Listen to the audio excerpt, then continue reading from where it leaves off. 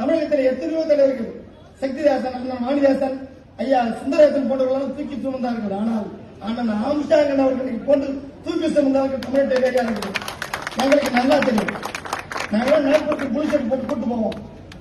அவரே பதிவு பண்ணாரு, செங்கல்பட்டுல அண்ணன் வாணிதாசன் அவர்களும் மோகன் அவர்களும் தான் நான் நாக்பூருக்கு போறதுக்கு காரணம் என்று சொல்லி. நாங்களாம் நாக்பூருக்கு 10 பேர் கூட்டு போவோம். ஒரு ட்ரெயினே புக் பண்ணி வந்து நாக்பூரை பார்க்க ஒரு தலைவன். ஒரே ஒரு செய்தி மட்டும் சொல்லி நான் முடிச்சிடுறேன். இந்த விருது எவ்வளவு பெரிய வேல்யூபிளான விருது. திருத்தணியில புத்தக திருத்தணியில புத்தக திறப்பதற்கு அண்ணனை அழைத்திருந்தோம். அண்ணன் அவர்கள் தயவு செய்து என்ன வந்து வாண்டேசன் இதெல்லாம் பேச விடாதுங்க, பெரிய பெரிய தலைவர் எனக்கு பேச்சு வரமாட்டேங்குது சொன்னார். ஆனால் காலம் மாறுகிறது.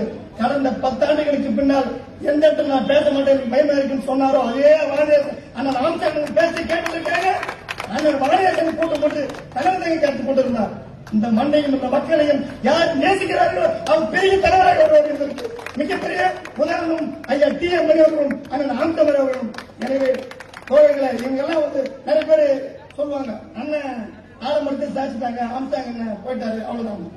அம்பேத்கர் உயிரோடு இருக்கும் வரை எதிரிகளுக்கும் சனாதனவாதிகளுக்கும் துரோகிகளுக்கும் ஆபத்தாக இருந்தால் அவர் இருந்தவுடன் அவருடைய கருத்துக்கள் பேராபத்தானாக இருந்தது.